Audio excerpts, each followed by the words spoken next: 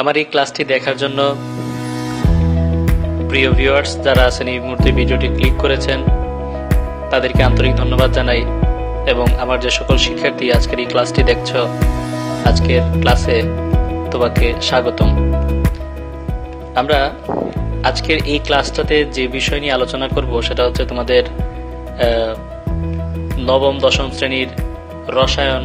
এই রসায়ন সাবজেক্টের উপরে আজকে আমি একটু কথাবার্তা বলবো তোমাদের সাথে।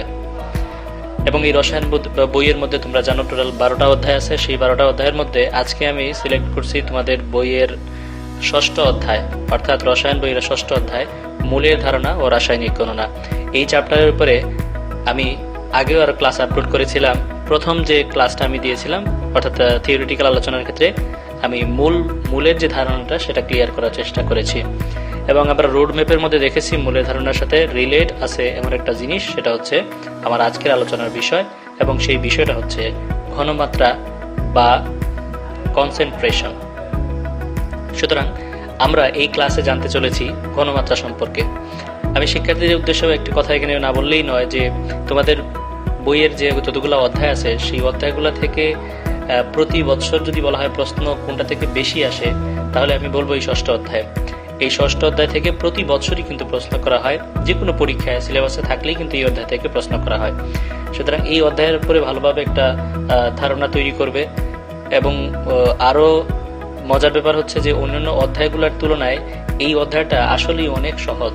খুব সহজে এই অধ্যায়টাকে আয়ত্ত করা যায়। একটু মনোযোগ দিয়ে পড়াশোনা করলে এবং মাথা খাটাইয়ে কাজ করলে কিন্তু এই অধ্যায়টা আসলেই অনেক অনেক সহজ। তো আজকের এই ক্লাসটাতে আমি আলোচনা করব ঘনমাত্রা বিষয়ে। আসো আমরা ক্লাসে চলে যাই। ঘনমাত্রা কি সেটা আগে জেনে নিই। ঘনমাত্রা হচ্ছে একক আয়তনের মূল সংখ্যাকে ঘনমাত্রা বলে। একক আয়তনের মূল সংখ্যাকে ঘনমাত্রা বলে। আমাদের কাছে ধরো একটা বিকার দেওয়া হলো বা একটা পাত্র দেওয়া হয়েছে যেখানে কোনো দ্রবণ রাখা এবং সেই পাত্রের আয়তন হচ্ছে 1 লিটার। এই একক আয়তন বা 1 লিটার আয়তন, এই 1 লিটার আয়তনের মধ্যে যদি যে দ্রব দ্বারা দ্রবণটা তৈরি করা হয়েছে সেই দ্রবের পরিমাণটা যদি হয় 1 মোল তাহলে তার ঘনমাত্রা হবে 1 মোলার। যদি মূল সংখ্যা হয় 2 মোল তাহলে তার ঘনমাত্রা হবে 2 মোলার। আমরা আরেকটু সামনের দিকে এগিয়ে গেলে কিন্তু বিষয়টাকে আরো পরিষ্কারভাবে বুঝতে পারবো। ঘনমাত্রাকে এস দ্বারা প্রকাশ করা হয় কারণ ইংরেজিতে স্ট্রেংথ থেকে এস জিনিসটা আসছে। স্ট্রেংথ মানে হচ্ছে শক্তিমাত্রা বা ঘনমাত্রা। ঘনমাত্রার সমীকরণটা হচ্ছে S equal to N by V, যেখানে এনটা হচ্ছে দ্রবের মূল সংখ্যা এবং ভিটা হচ্ছে দ্রবণের আয়তন।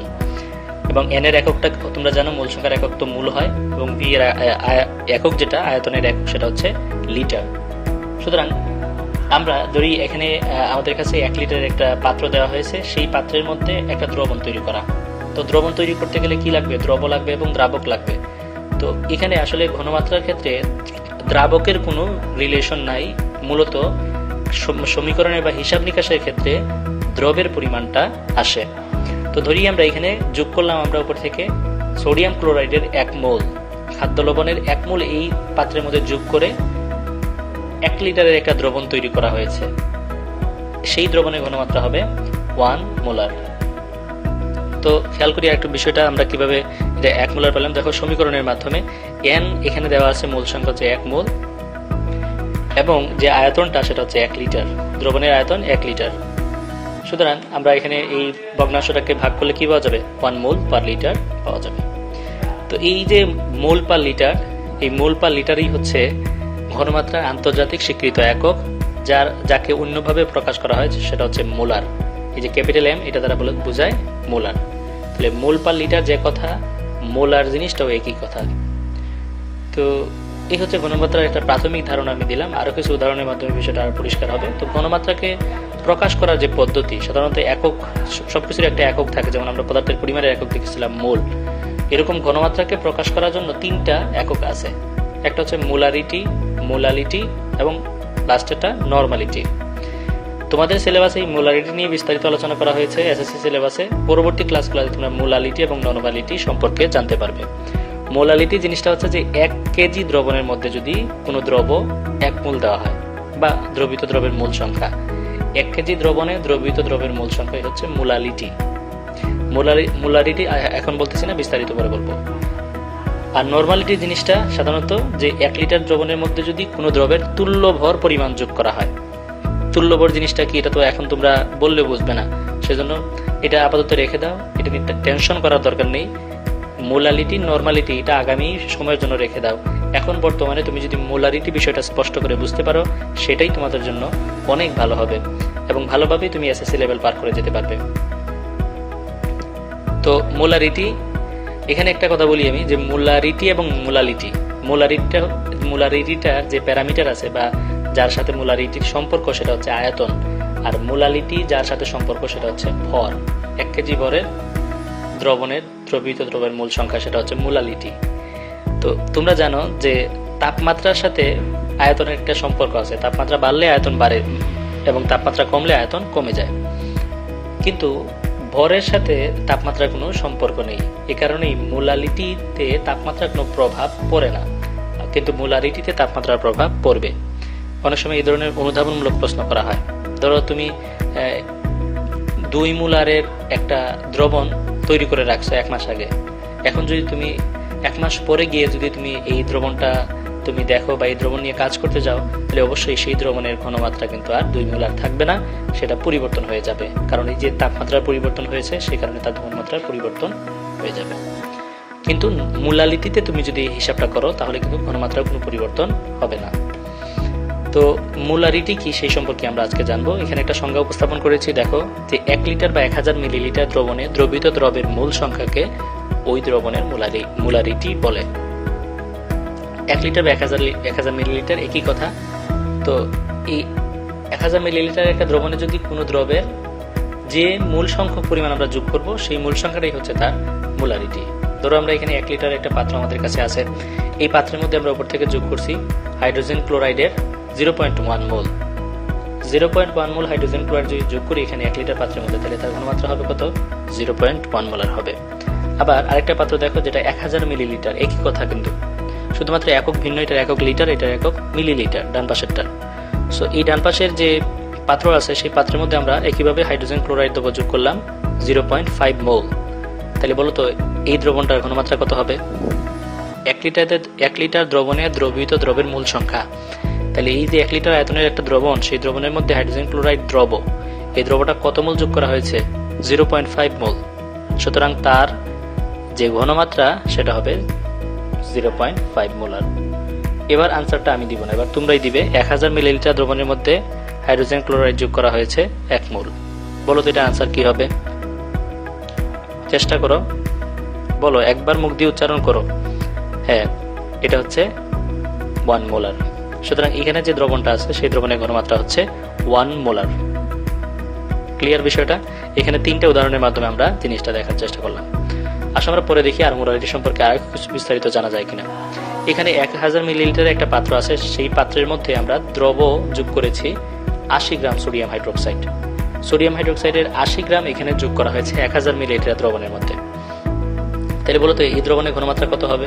আগে যে 3টা উদাহরণ দেখেছিলাম সেখানে কিন্তু দ্রবের যে ভরটা, যে পরিমাণটা, সেটা কিন্তু মূল এককে দেওয়া ছিল, কিন্তু এখন গ্রাম এককে দেওয়া। তাহলে আমাদেরকে কি করতে হবে? এই মূলটাকে গ্রামে নিয়ে, এই যে গ্রামটাকে মূলে নিয়ে যেতে হবে। যারা এখন ক্লাসটি দেখছো তার মধ্যে তুমি যদি মেধাবী হয়ে থাকো, তাহলে এটা দেখা মাত্র তুমি বলতে পারবে যে সোডিয়াম হাইড্রোক্সাইডের 80 গ্রাম মানে হচ্ছে 2 মোল।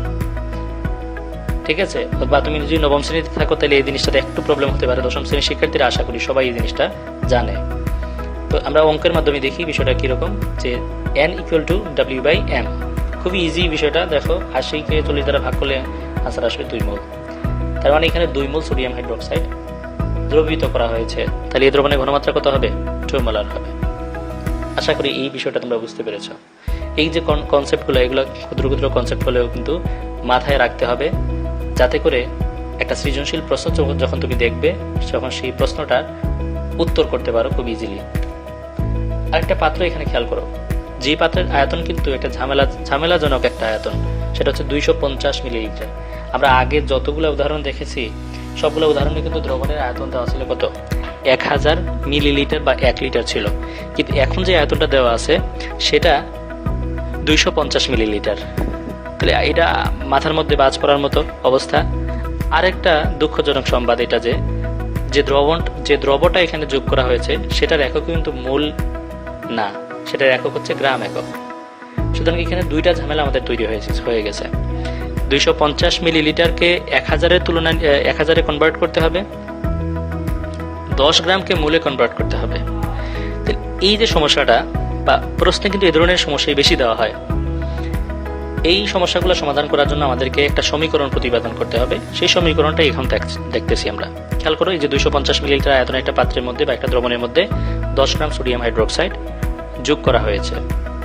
শিক্ষার্থীরা খুব ভালোভাবে খেয়াল করো, এই যে সমস্যাটা, এই সমস্যার সমাধান করার ক্ষেত্রে, এই দ্রবণের ঘনমাত্রা নির্ণয় করার ক্ষেত্রে আমাদেরকে একটা সমীকরণ জানা লাগবে। এই সমীকরণটা শুধু তোমরা মুখস্থ করবে। আমি এখানে দেখিয়ে দিচ্ছি তোমাদেরকে কিভাবে এই সমীকরণটা আসছে। দেখো, আমরা এটা নিশ্চয়ই জানি যে S = n/v। প্রথমে যে আমরা ঘনমাত্রা যে সংজ্ঞা শিখেছিলাম সেখানে বলেছি কিন্তু S = n/v। তো আমরা যদি এটাকে আর গুণন করি তাহলে কি আমরা n = SV লিখতে পারি না? অবশ্যই তো লিখতে পারি। এখন আমরা n = কি জানি? n = W/m। W হচ্ছে প্রদত্ত ভর, m হচ্ছে আণবিক ভর। মূল সংখ্যার যে সংজ্ঞাটা আমরা জানি সেই সংজ্ঞা অনুসারে তার সমীকরণ n = W/m। গত ক্লাসে আমি যেটা দেখিয়েছিলাম। তো ডান পাশেরটা SV ঠিক থাকবে। এবার দেখো, আমরা যদি আবার আর গুণ করি তাহলে কি হবে? W = SMV। ঠিক কিনা এটা? W = SMV। তো এবার এককগুলো একটু খেয়াল রাখতে হবে। সমীকরণের ক্ষেত্রে আমরা এই জিনিসটা খুব ভালোভাবে মনে রাখবো যে এককের পরিবর্তন করা যাবে না, SI এককের। আমরা যদি একটা একক SI এককে ব্যবহার করি তাহলে অন্যটাও কি করতে হবে? SI এককে ইউজ করতে হবে। যেটা ফিজিক্সে খুব বেশি বলা হয় যে MKS পদ্ধতি, যেটা যে তুমি যদি একটা একক MKS এ ব্যবহার করো তাহলে অন্য আরেকটা একক কিন্তু তুমি FPS এ ব্যবহার করতে পারবে না। তো এখানে যে ভরের এককটা হচ্ছে গ্রাম, ঘনমাত্রার একক হচ্ছে মোল পার লিটার বা মোলার। ক্যাপিটাল এমটা হচ্ছে আণবিক ভর, তার মানে সেটার একক হবে গ্রাম। এবং এই যে আয়তনটা, সেই আয়তনের একক কিন্তু লিটার। আমি যখন ঘনমাত্রাকে দেখাইছিলাম তখন সেক্ষেত্রে বলেছিলাম কিন্তু যে আয়তনের একক কিন্তু অলওয়েজ লিটারে হবে। তো যেহেতু আমাদের এখানে 250 মিলিলিটার দেওয়া আছে, লিটার এককে দেওয়া নেই, সেহেতু আমি এই কাজটাকে সহজ করার জন্য একটা লাইন বাড়িয়ে লিখতেছি, আর কিছুই না। W = SMV/1000। কারণ তোমরা জানো মিলিলিটার থেকে লিটারে নিতে গেলে 1000 দ্বারা ভাগ করতে হবে। যেহেতু এটা মিলিলিটারে দেওয়া আছে, এই কারণে আমরা ভিটাকে যখন 250 লিখবো তখন 1000 দ্বারা ভাগ করতে হবে সেই এককটাকে লিটারে নিতে গেলে। এই যে সমীকরণটা, শিক্ষার্থীরা এই সমীকরণটা খুব ভালোভাবে মাথায় রাখবে, কারণ এটা তোমার প্রচুর পরিমাণে কাজে লাগবে রাসায়নিক গণনার ক্ষেত্রে। আসলে আমরা দেখি এই যে সমস্যাটা আগে দেওয়া হয়েছিল তার আনসারটা কি হবে। 250 মিলিলিটার দ্রবণ, 10 গ্রাম সোডিয়াম হাইড্রোক্সাইড। আসলে আমরা দেখি এটার আনসার কি হয়। খেয়াল করো, আমরা জানি আমরা W = SMV/1000। তো আমরা যদি এটাকে আর গুণন করি তাহলে এসটাকে বাম পাশে নিয়ে আসলাম, বাকি সবগুলোকে ডান পাশে দিয়ে দিলাম। মানগুলো যদি বসাই তাহলে আনসার আসবে 1 মোলার। সুতরাং এই দ্রবণটার ঘনমাত্রা হচ্ছে 1 মোলার। এভাবে কিন্তু আমরা যে কোনো আয়তনের জন্য, যে কোনো ভরের ক্ষেত্রে তার ঘনমাত্রা বের করতে পারি। এবার একটা গাণিতিক বিশ্লেষণ দেখি আমরা। দেখো, একটা প্রশ্ন এখানে উপস্থাপন করা হয়েছে। 100 মিলিলিটার 0.1 মোলার সোডিয়াম কার্বনেট এর দ্রবণ আমাদেরকে তৈরি করার দায়িত্ব দেওয়া হলো এবং বলা হলো যে এই দ্রবণটা তৈরি করতে কত গ্রাম দ্রব্য লাগবে। বিষয়টা এভাবে আমরা চিন্তা করি। ধরো আমি তোমাদেরকে প্র্যাকটিক্যাল কোনো ক্লাস দেখাবো, বা তোমাদের ক্লাসে শ্রেণীতে আমি কোনো কিছু উপস্থাপন করবো প্র্যাকটিক্যালি। সোডিয়াম কার্বনেটের যে বিয়োজনটা সেটা আমি উপস্থাপন করব। তোমাকে বললাম যে যাও তুমি একটা কনিক্যাল ফ্লাক্স বা মেজারমেন্ট একটা ফ্লাক্স নিয়ে 100 মিলিলিটার 0.1 মোলার একটা দ্রবণ নিয়ে আসো সোডিয়াম কার্বনেটের।